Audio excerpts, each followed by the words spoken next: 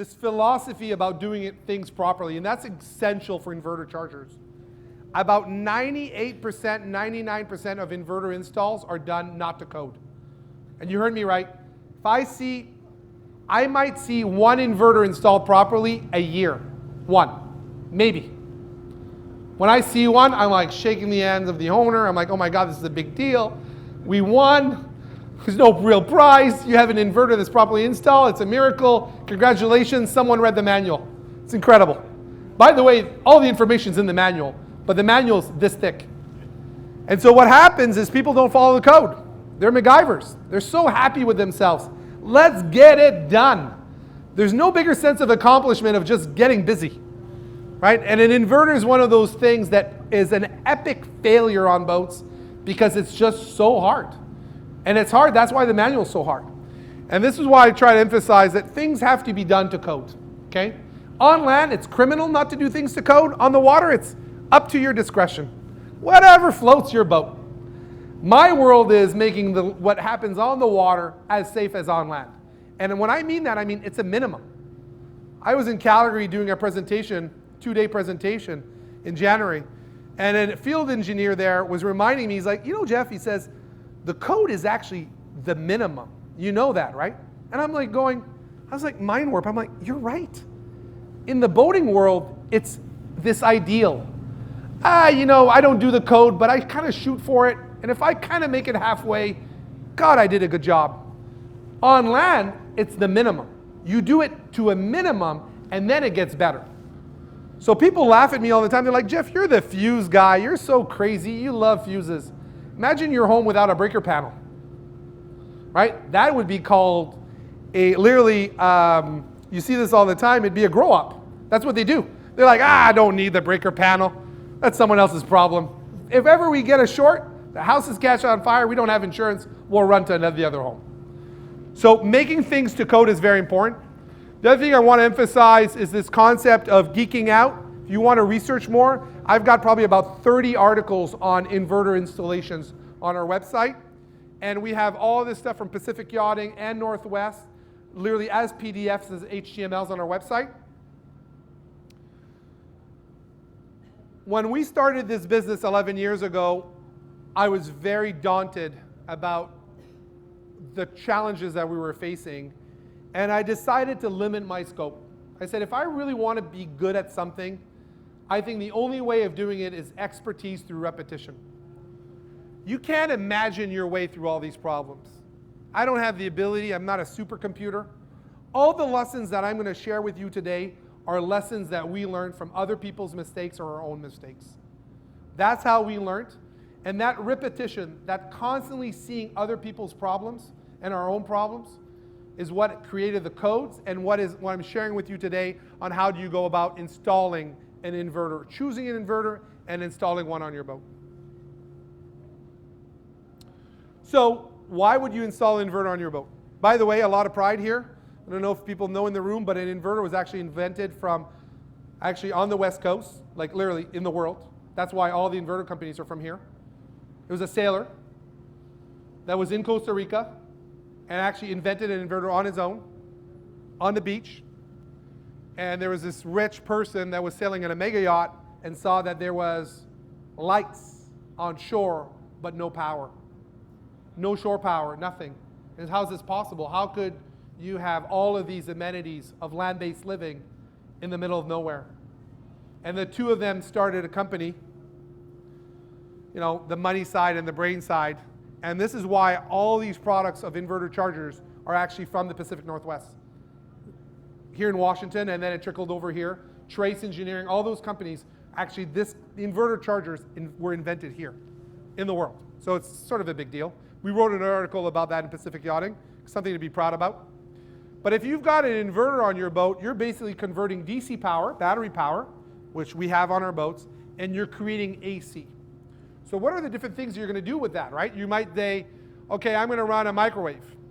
I might run a coffee machine. Like, for example, I have a real, not an espresso, a real espresso machine on my sailboat. I know, guilty. I love my coffee. Again, it's probably a West Coast thing. I love it. It draws 140 amps. But it only does that for about 30 seconds, right?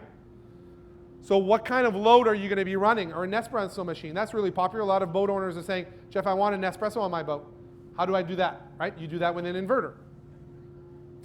What's the minimum battery bank size? And we talked a little bit earlier that as the larger your inverter gets, the larger the battery bank has to get. Or you do lithium, and it doesn't matter what you throw at it, the voltage is going to stay the same. It's just going to steady state.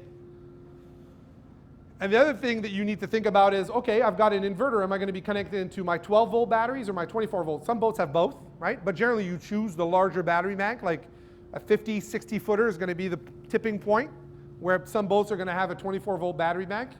We did a boat that came out of Tacoma.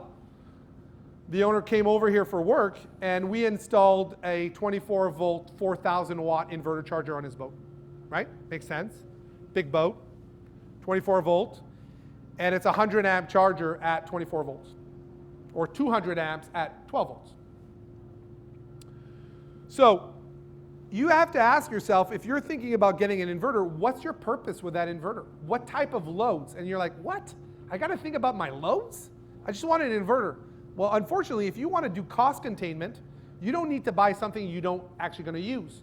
So you as an owner are figuring, okay, am I going to do a microwave, computer charging, TV, a blender, a vacuum? What is it that you're going to be running off that inverter?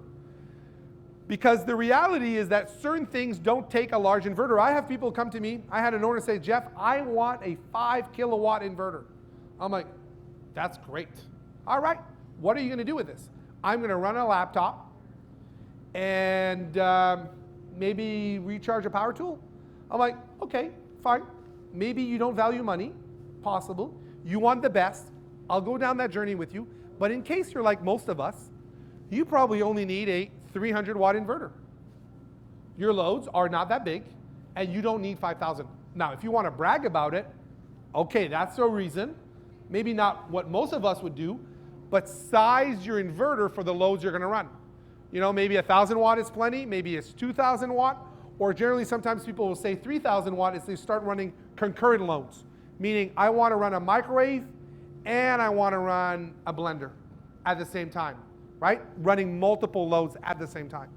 You can stack inverters. I've had some boats, we did a Prevost coach. They have 8,000 watts of inverters, 2 4kWs stacked together. No problem. Anything's doable. It's only money. It's only money. Anything is doable. But most of us are going to fall within the land of reasonable. And we're going to go within probably a 300-watt inverter to probably a 3,000-watt inverter for the most part. When you talk about watts and amps and all this other stuff, we're talking about 300 watts at what time? Over a day, a year? No, a watt, yeah, so a watt, this is very important, good question. What's a watt? A watt is an instantaneous power draw. A watt is now. It's sort of kilometers per hour. It's not a quantity. It's instantaneous, the speed. It's an instantaneous draw at a given moment. It is not at all a quantity in terms like an amp hour or a watt hour. So a watt hour and an amp hour are different than amps and watts. Amps are now. It's the rate at which something is doing. It's like speed, right? Kilometers per hour. Amp is actually another word. You could describe it, and I'm going to geek out just for a second here. Please stay awake, everyone.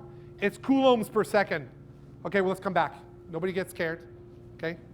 But an amp is really speed. Like when we think about speed, we're like, what is that? Well, that's miles per hour, kilometers per hour, meters per second, right? Amps is that. It's coulombs per second. So a watt hour is quantity.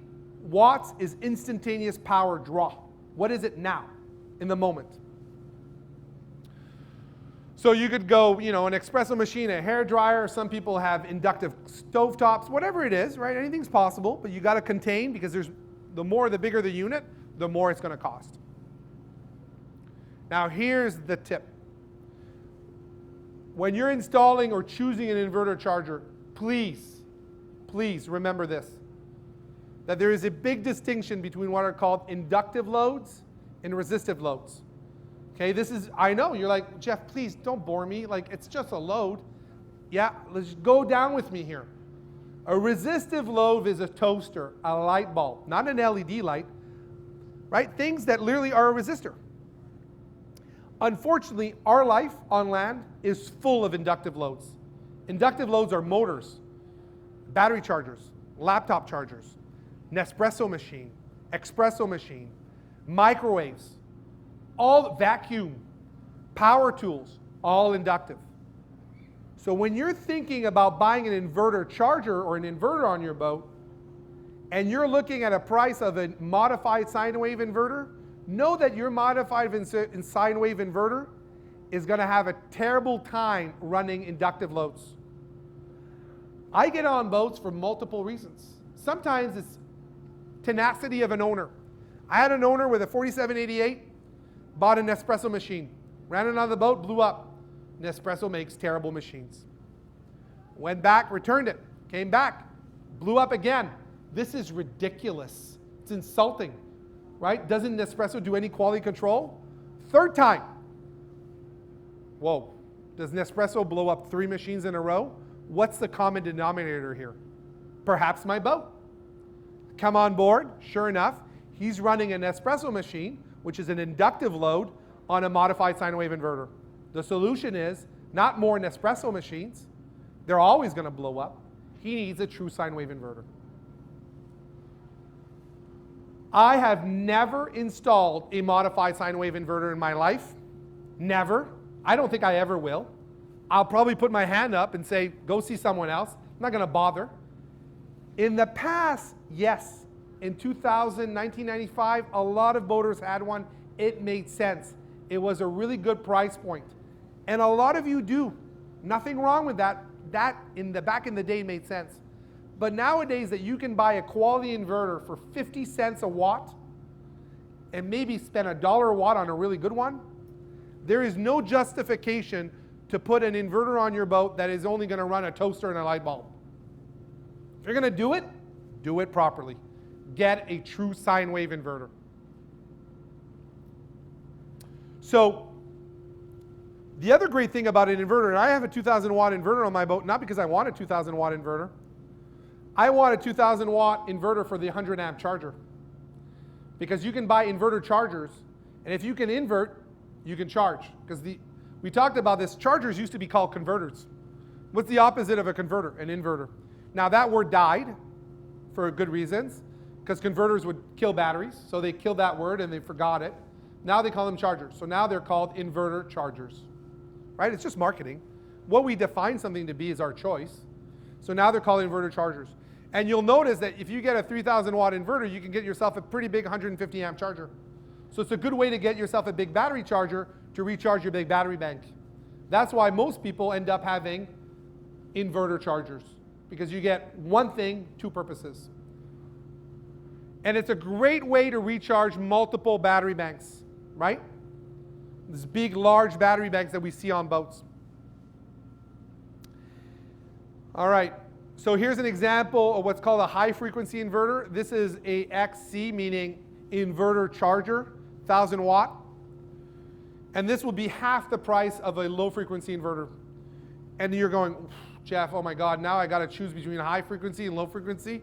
How the hell am I going to choose that? Well, what happens is on the low frequency is for people that use their inverter where it's a must. It's not a nice to have. They're more heavy duty.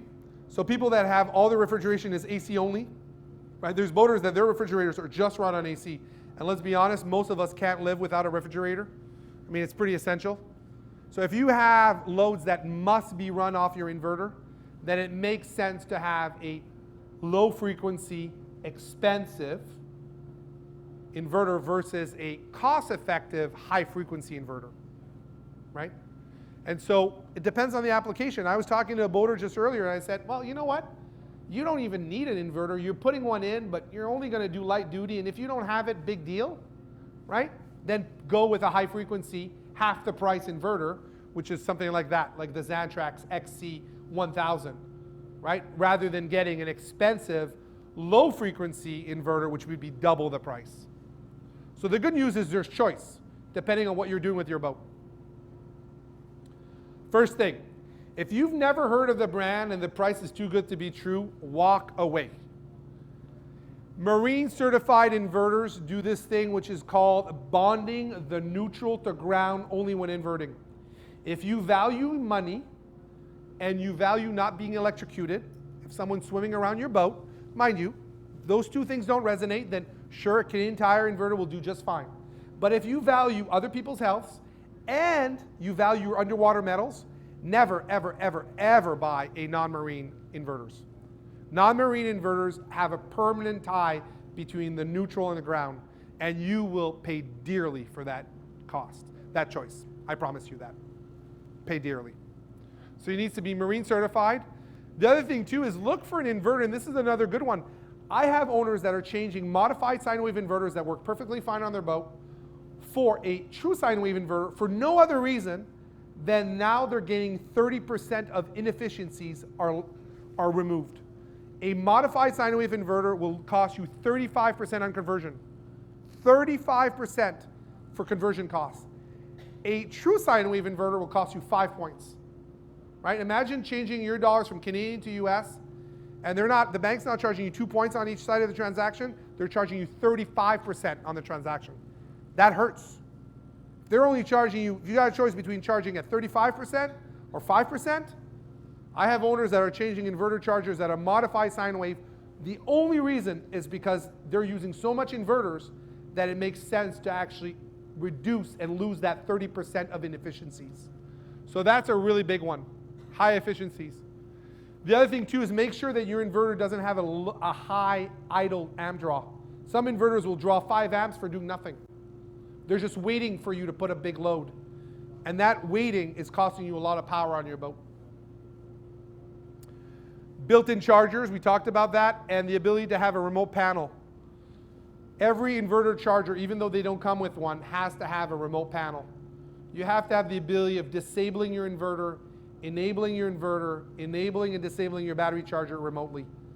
It's very important, very, very important. I've got a huge video on that, and I go into length on why that's important. I'm not going to talk about it today, but trust me, you need the ability of being able to disable your inverter at the remote panel. Again, if you value money, very, very essential. Here's a picture of what a typical inverter install looks like. This is called a conceptual diagram. I didn't come up with the word, I had to research it. I was like, I want to show something that describes what I want to say, but you can't really build anything from it. I don't want it to be too complicated, but I want it to show the concept of what we're doing. You can actually see there's an inverter here. This is called an AC panel non-inverter loads, and you can see it's got a hot water, a charger. Then this goes down to an inverter. This does what can be solved either inverter loads or AC pass-through loads. And down here, you're going to have maybe a fridge, AC outlets, and a microwave. That is a typical inverter install. I could be working on a 120-foot boat. That's what they have. It's just a bigger one. I could be working on a 27-foot Catalina. That's what it looks like. Just bigger panels, bigger inverters, but it's pretty much of the same thing. By the way, I have about 15 of these conceptual diagrams on our website. So if you're ever thinking about doing a project and you're like, how does it work? That is my little conceptual diagrams for all these different things. So if you're installing an inverter, here are the things you need to figure out. What AC loads are you going to be running on your inverter, right? What are you going to be running? Is it going to be outlets, a microwave, ice maker, right? Refrigerator? And trust me, you do not want and cannot have a hot water heater running off your inverter. It's like generating heat from burning bills. It's doable, definitely doable, but something that most of us cannot afford to do. Your batteries will drain so quickly, it just can't happen. So you can't run a hot water heater, AC hot water heater from your inverter. You can't run, most of us, unless we do a large lithium battery bank, air conditioning. Can't run it. Or a battery charger. I see literally battery chargers that are powered from the inverter. So the batteries create through the inverter AC. So that's a draw. The AC powers the battery charger to recharge the batteries to nothing. I don't understand why my battery charger, when my inverter is plugged in, draws my batteries down to 0. I'm like, that is the opposite of the Da Vinci Infinity machine. It's the very opposite. It's a vicious cycle. You'll never go anywhere. So if your battery charger works off your inverter, it's an added step that you need to, every time you load on the inverter, you're like, oh, remember, my inverter's on, disable battery charger. You shouldn't have to do that, right? That means that someone didn't think about the install, they just did it, and now you as the user have to constantly make these adjustments. You don't want to do that. As a boat owner, you want your life to be easy. There's enough things to worry about for navigation and enjoyment on the water and weather and anchoring and everything else, provisioning, than to worry about where your dip switches are on your panel when you turn on your inverter. The AC wiring. You're going to need, unfortunately, this is very important, an AC circuit breaker at the panel. I see this all the time, by the way. 20% of you have this. Your inverter is, believe it or not, directly wired from shore power, direct without a breaker, right to the inverter. Direct. If you did this on land, it would be criminal. You could be sued, someone died, you lose everything. I mean, it'd be done. Your shirt, your house, they'd come after you for everything. It's absolutely insane, and people do it all the time. Why? Because people don't read the manual. It's right in the manual, but the manual is about this thick. It's too thick to read. They're like, why do the engineers write so much for so little? And they just get it done. The other thing, too, that's missed on probably 90% of all inverter installs, and you're like, what, 90%? Is separating the neutral bus on an inverter. That is not easy, and hence never done. Inverter neutrals are never, ever separated. I see this all the time. Where it actually creeps up generally is actually marinas in the States, or some in Canada where they actually have ELCI or GFCIs, and the breaker constantly trips. And the breakers are constantly tripping, and they're like, oh my God, why are my breaker constantly tripping? That generally is because they have an inverter installed and they didn't separate the neutrals. And then it's a journey through hell to solve that problem, and then back, and then you're like, oh my God, it would have been so easily avoided if someone that installed my inverter had separated my neutrals. So you have to have two neutrals, non-inverter neutrals and inverter neutrals. And this is my point here, never connect your inverter charger between AC shore power without a circuit protection. And by the way, 20% of you have that, which is disconcerting but true. This is what good AC wiring looks like. Yes, I've seen inverters wired with all black, all white, green. People are like, a wire is a wire, why does the colors matter?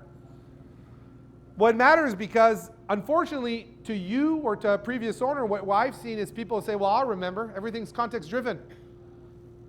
Black wire is here means hot, black wire here means neutral, black wire here means ground. Because I connected it to the grounding post, the neutral post, and the hot post. The problem is when you remove that inverter, now you're looking at 3 black wires. You're like, which one goes where? Hence why the code actually has different colors for different wires. And the code's there to make it safe for you and for someone else later on. So if your inverter has the wrong color wires, just tread lightly when you swap it out. We almost lost a technician for that. And only, honestly, it's because it was the smartest one that went there. If it would have happened to me, I would have died for sure. I would have been electrocuted because I'm not that smart. And only because one of my technicians spotted an anomaly and he was able to speak, but otherwise he would have been dead. They wired everything with AC wiring. DC wiring and AC wiring was all AC wiring. And they wired the AC input into the DC output and vice versa. It was craziness. We got a call from West Marine. They had gone through 3 inverter chargers 3 times. At one point, West Marine's like, okay, this is not the inverter charger. It's the install. The owner didn't realize that they were actually putting AC in on the DC out and vice versa. I would have died if I went in on that call for sure. There's no way I would have spotted that. Again, this is a recap of what the AC looks like. Notice how we've got an AC generator over here, right? A shore power, going through a source selector, going to a panel, and then going down through the inverter. And this is essential. And this is so hard to understand. Honestly, I have this question on YouTube. I get this question in emails, Ask BYS. I get this question asked to me like 20 times a week. Jeff, does my inverter need to be on for AC pass-through? Meaning, if I don't have my inverter on, my AC outlets won't work when I'm connected to shore power. The answer is no. For reasons of simplicity, right? they decided to make this device smart. And this device will sense, even if you enable the inverter on, but it senses shore power, it says, I know you told me to be on, but what you meant to say is if I don't have AC coming in, you want me to create AC. Because it says to itself, well, why would you want me to be an inverter and turn it myself on if I have AC coming in? I'm just going to let it through. And so when you're connected to shore power, you do not have to have your inverter enabled for AC outlets, microwave, fridges to work, even though the inverter is part of the circuit. That is called AC pass-through. Okay, and that's a very important concept. Did you have a question? The galvanic isolator, what's that doing? The galvanic isolator is a way to protect your underwater metals from straight DC currents. I'm not talking about it's just sort of there, but it's not really an inverter. I have a whole thing on just inverter, galvanic isolators and isolation transformers. I got a video about it too on our website. You can go on all of these things. You can go on our website and say, okay, I want to geek out inverters, and they're going to show you all the videos, all the articles, all this stuff on how to do it. So I've got a whole section just on galvanic isolators as well. So inverters. Inverters are not ignition protected. If you have a gasoline engine or engines, black and white, you cannot have an inverter charger in your boat. It's disconcerting, but chargers are ignition protected, but inverter chargers are not. And having an inverter charger in your salon or in your cabin and having huge holes between your gasoline engine room and your salon does not make the inverter charger install safe. And I know that it sounds maybe ridiculous to some of us, but I swear to you there is so many boats that are gasoline engines that have huge holes that were done after the boat left the factory. Massive hole saws were punctured between a vapor-proof gasoline engine room that the builder went to unbelievable costs to make vapor-proof, drilled massive holes to run cables, new pipes, not filled with anything, and the inverter's on the other side of the bulkhead. At least 50% of all gasoline boats are just waiting to explode. On the last slide that you have, do you recommend putting all the AC loads through the inverter? Not all the AC loads, only some of them, like the AC fridge, AC outlets, microwave. Your charger would not be connected to the inverter. That I understand, but I'm talking about anything that is service-wise. Yeah, why not? Put it all through, and then if you need the inverter itself, you would then put those AC loads to the DC side. Yeah, so the question is, Jeff, well, how do you decide what loads I'm going to be running on the inverter? Remember, it's convenience, right? You see this on big boats. They'll have 120 volt loads or 220 that are non-inverter loads only, and they'll have a section. Actually, the builder's going to make a section. They'll put a panel, inverter loads only. And those inverter loads only, and this is where it's confusing, it's not just inverter. It's shore power or inverter if the inverter is enabled. So it doesn't mean that your microwave will only work on inverter here. It means that your microwave will work on shore power and if the inverter is enabled as well. So you have two sources of power, right? It's confusing, isn't it? It's crazy, I know. But. So what it means, it provides convenience. So what you're doing is you're saying, okay, I can have my AC fridge working off shore power, or sometimes, if my inverter is enabled, it can be inverter as well. So it gives you two sources of power for these devices here. Always mount in a dry location, good ventilation, they get warm, right? You can't put it in a completely tight enclosure they're gonna overheat, they're gonna stop working. I see that all the time in the summer.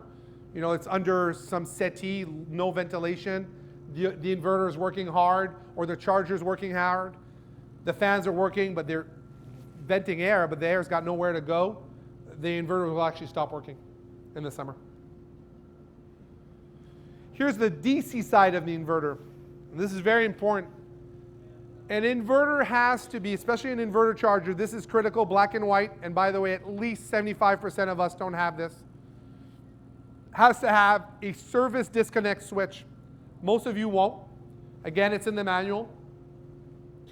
And it needs to absolutely be fused at an unswitched distribution. The battery switch, your house battery switch on and off, cannot be part of your inverter service disconnect. Cannot. Black and white. If you don't do it this way, your boat is full of magic. This is the crazy part where you turn off your battery switch and your panel is still powered. Think about this. You turn off your water main and your taps still have water coming out of them.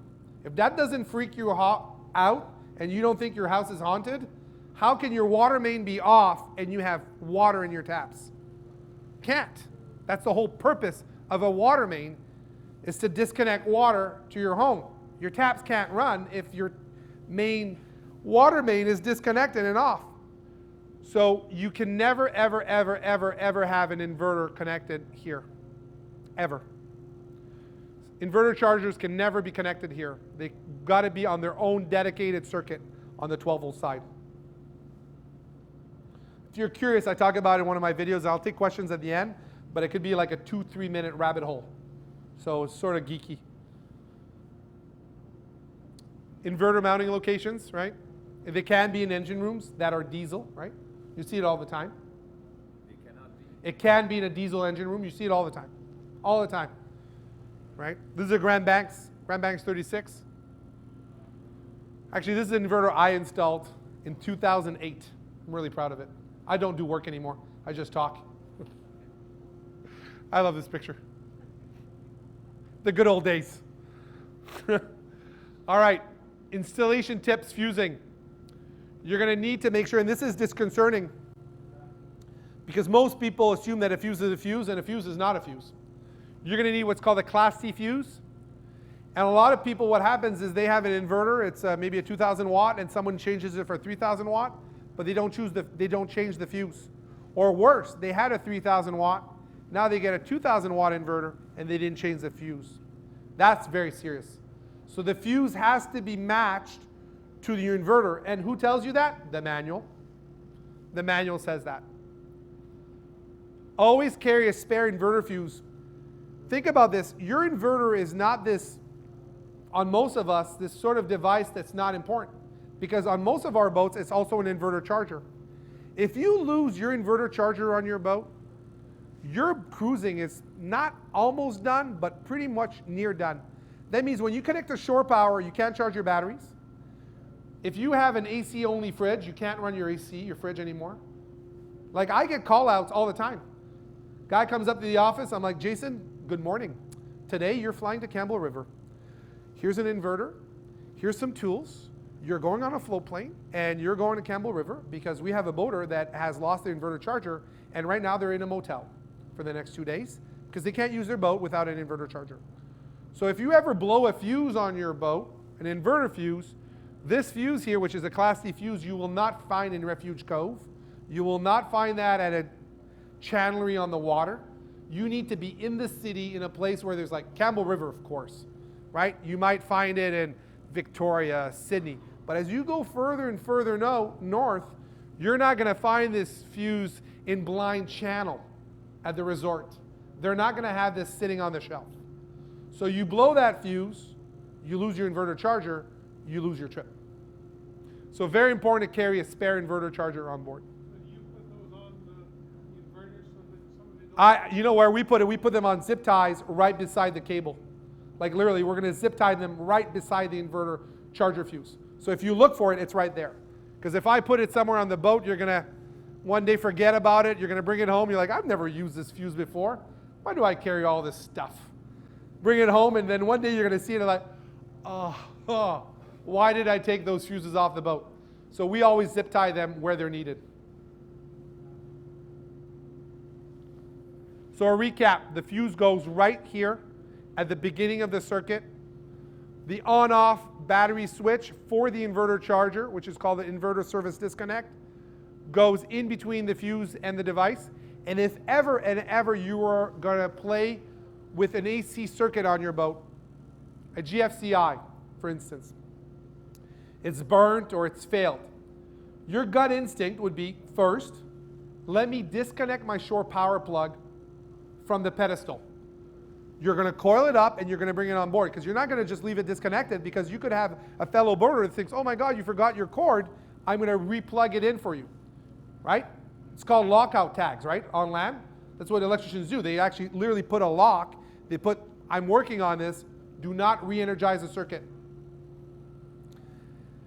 Now, you might think you're really smart, and this is where it gets really dangerous. And you're going to go, sweetheart, I got this. I've got a GFCI tester. I've got a multimeter, and I have a magic wand that senses polarity change, the hertz. I've tried all three on the outlets. I sense nothing on the hot and neutral. I put my LED tester in the GFCI, doesn't work. And I even put my little wand meter that I bought at Home Depot for $5, and there's no electricity to the outlet. You're like, sweetheart, I got this. Now what you don't realize is there's a feature on inverters, pretty much all inverters have them, called load sense. And load sense is enabled by default. And it says, if I don't sense a load less than 50 watts, don't turn yourself on. But if you sense a more than a 50 watt load, why don't you do the owner a favor and automatically turn yourself on? So what the inverter is doing is it's actually pulsing. Do I sense 50 watts? And your LED tester, your multimeter, and your magic wand, they don't sense it. They don't cause a 50 watt load. So you take off your GFCI, you're like, hey, I did 3 things, baby. Like, I'm good. Like, this is no problem. No pros needed. I got this. You touch the hot, you touch the neutral on your GFCI, the inverter goes, oh, there's a 50 watt load here. Turns on the inverter, you get electrocuted. That's a feature on all inverters, hence inverter service disconnect. You absolutely need to have an inverter service disconnect switch. So if you ever play with your AC on your boat and you feel like you got a lot of bravado, 2 things you have to do. Disconnect your shore power cord, bring it on board, coil it, put it away. Make sure your brother or a friend is not there to help you reconnect it. Go down to your engine room beside your inverter, find the inverter service disconnect, disconnect it, and make sure if you have an automatic generator start, which most of us don't, is not enabled. Disable those 3 things and then start working on your AC system. Here's an owner. No, this is not a joke, by the way. This is not a CGI. This is a Class T fuse holder. And they replaced the fuse, and this is why I'm calling it fuse reinvented. They decided to replace the fuse. The fuse was probably tripping. It's a hassle. And so they replaced it with a jumper cable. Now, that's actually not the worst part. This engine here is all DC negative, right? This is all hot. If ever a wrench touched this to the engine block, that would be a dead short. So they actually have no protection, because you can see there's actually a fuse block here that would go a cover to protect it. They even left the washer from the Class C fuse that was in between. You know, in the future, if they decide to ever go back to a fuse instead of a wire, maybe. And they actually, for their inverter, they were actually putting a wire because the fuse tripped and, you know, it's kind of a nuisance. So they went for a wire. So this master DC connect is very essential. We label them, right, all the time. Inverter, you'll never touch that switch ever, ever, unless you're working on your AC system. Because if you turn it off, your charger won't work as well, right? Because if you isolate your inverter charger from DC, you can't make AC, but you can't make DC as well. So this is where it goes. Wire size, this is disconcerting. Most of you are going to have an inverter that eventually got replaced, and somebody replaced the inverter and replaced it with a much bigger inverter because they wanted a bigger one, but they hoped, kind of eyes in the sand. And I have a dog, and we go to the vet, she literally, like an ostrich, puts her head behind my back, and the vet's calling her name, and she figures if the vet can't see me, I can't see them, they can't see me. And most inverters are, all the cabling is sized for a purpose. If you have a 2,000 watt inverter charger, it's probably wired with 2 watt wiring. If it's a 3,000, it's probably wired with 4 watt. Don't assume, unfortunately, that, and we see this all the time, that if you go from a 2,000 watt, the wiring on that boat was made to handle a 3,000 watt or 4,000 or 5,000 watt inverter, right? So make sure that the wire size is a function of amperage and voltage drop. Also, follow the wire codes, right? Red for positive, yellow for DC. And this is, by the way, 95% of all inverter installs don't have that. The chassis ground cable is going to be on most inverters right now a gauge 10 wire. Again, because they didn't read the manual. But it should be one size smaller than the larger cable feeding the device. And I am not joking that 99% of you have this wrong on your boat.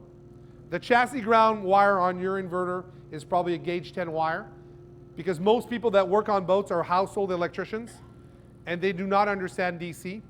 And they look at the AC wiring and they're like, oh, it's 10 gauge is sufficient. They don't realize that an inverter is two sources of power. It's AC in and also AC out, and DC in, DC out. And the chassis ground has to be one size smaller than the largest wire size feeding the inverter. Unfortunately, again in the manual, not done. And all these things don't matter. Sort of like a shoulder on a highway. I've never needed one because I've never had a blowout. But if the shoulder on a highway was only 1 foot wide, it's not a shoulder. You need to be able to put a vehicle on the shoulder so other cars can pass. Your chassis ground cable's got to be able to handle all the amperage on a fault. If it's a tenth of the size required, it's not a wire anymore, it's a fuse. You'll blow up the wire will melt. And instead of being a path of return, it's going to be simply a fuse, and the fault is going to cause a fire on your boat. Hence why it needs to be one size smaller than the largest DC cable. This is 2-aught cabling. You can see multi-strand, right? Okay, so this is really important. We're kind of getting close to the end here, and I'm going to open the floor to questions. After this is very important. If you have an inverter on your boat and you value money, listen to these words very, very carefully. Most inverters have two different things on them. We talked about an inverter and a charger. 95% of your inverter chargers, you have the ability of disabling the inverter function and keeping the charger function on. This is super, super important. In the wintertime, right now, there's very likely going to be a brownout. You're going to lose shore power at the dock. Something will happen. You're going to be drawing too much power for whatever reason. There's going to be a power surge. And if your inverter is enabled and you lose shore power, all those heaters on your boat are going to be powered from your inverter. Your battery bank, I don't care how big it is, even if it was my dream battery bank, and I get to do my dream battery bank sometimes, and they're huge, will only power those heaters for 2 hours, 3 hours, 4 hours. And after that, you will find yourself with a battery bank that is completely empty, left uncharged, and not resting. This is torture, by the way. For a week, 2 weeks, 3 weeks, a month, until you come back on that boat and you realize that you lost shore power. And that means that your battery bank will be gone forever. My grandmother went on the other side 3 times, but she was only gone 5 minutes. They brought her back. I cannot bring back a battery bank that went out the other side for 3 weeks or a month. That battery bank is done. There's nothing you can do about it. There's no hope. If you leave a battery bank uncharged, deep discharge, like a life event for a month or 3 weeks, that battery bank is gone. Come back on board, wipe the tears away, never forget to leave your inverter on in the middle of the winter, change the battery bank, and learn from your mistakes. Happens every week, happens all the time. I get 2-3 calls a week. People lose their battery banks because they left the inverter enabled on the remote panel. You can have the charger enabled and the inverter disabled and have all your AC loads only pass through. Very, very important. Never, ever, ever, ever, ever turn your inverter off at the AC panel. You're going to have a label on AC panel that's going to say inverter. That circuit breaker is not inverter, it's inverter charger. If you shut off that inverter, you're not sending power to the charger function of your inverter charger. Your charger will stop working. you lose your battery bank. That is a circuit breaker only. Okay, so if you're on AC panel and you see an inverter breaker, never, ever, ever turn that off. Ever. Don't touch it. Don't look at it. Keep it on forever, forever, and ever, and ever. It's a circuit breaker. It is not a switch.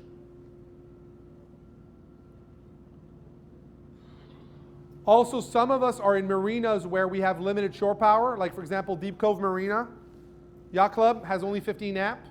Some chargers are 100 amp. They'll blow the breaker. You have the ability of adjusting the AC breaker size coming through your inverter or limiting the charger function.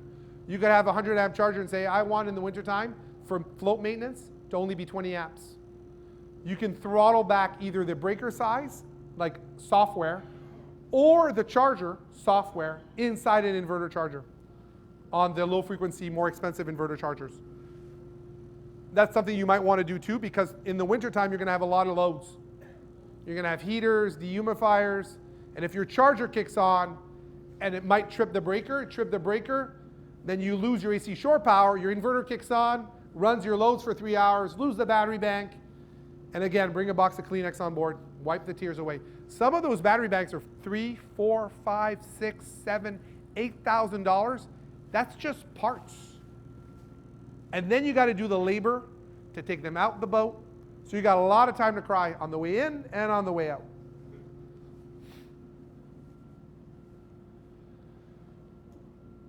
Here's really the biggest issue here, right? Is that inverter chargers never or rarely fail at the dock when not being used. I'm not going to get an inverter charger. How many times, other than a big short, how many times am I getting an inverter charger fail? Unless there's a sudden surge and they lose shore power and all their loads are huge, that inverter thing. Under normal use, no blackouts, I probably do 10, maybe 15 chargers in the wintertime. How many chargers fail in the summertime? 50, 60, 70, 80? They fail under use when there's these big loads that are applied, right? They're using their inverter chargers. So if your inverter charger is 20 years old, you have a trawler and your inverter charger is a big part of your boat, you got to ask yourself, how many pieces of electronic equipment are in your life that are over 20 years old? And how important is it? Is it a gadget or is it a crucial component of your boat? And I tell people, I'm like, at one point, if you have an horizon with your boat that's longer than this summer, 5 years, 10 years, and that inverter is crucial, what is going to be the implication of losing that inverter charger when you're boating in the Browns, outside Vancouver Island, Alaska? So you can't expect your inverter charger to work forever because they only die generally away from shore power.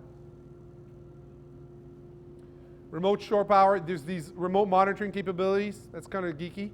And I'm going to open the floor to questions. We've got about 10 minutes or 5 minutes before the other presenter comes in. Any questions on inverter chargers? Yes? The software for the inverter charger to set the profiles for the batteries, is that publicly available? Oh, yeah, absolutely. Yeah. The software, you actually go in literally through the remote panel. Like Magnum does it, Mastervolt, Victron, Xantrex. You'll actually go right through the remote panel. And you'll go custom charge profile. And you'll be able to say, I want bulk to be this, I want float to be that, I want my absorption timer to be this. I meant like the one where you connect your laptop to it. Oh yeah, you can do that. Victron sells that software. You can do that through Victron. Yeah, it's not hard. Other questions on inverter chargers? People are still awake? All right. Oh yeah, go ahead. Given how important it is to not discharge the batteries too low, the damage it causes, are there warnings that can be built into either your battery monitor or your charger to ring a bell? Yeah, you can.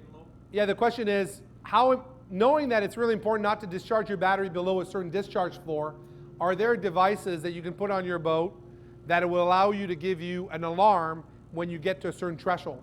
And a battery monitor can have that threshold alarm. An inverter charger can't, unless the inverter charger is connected to a battery monitor function, like a BMK with an inverter, Magnum, or a Link 2000, for example, with Xantrex. You can actually set a threshold alarm. Say, by the time my batteries get to 50%, I want you to alarm. I know I have more capacity, but alarm at 50%.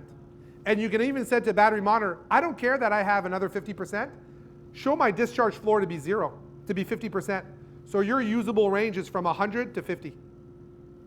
Don't show me the rest. The stuff I can't use, don't even bother showing me. So you can do that. Yes, more questions? Well, I want to thank you. We're on time. Wow. Holy cow.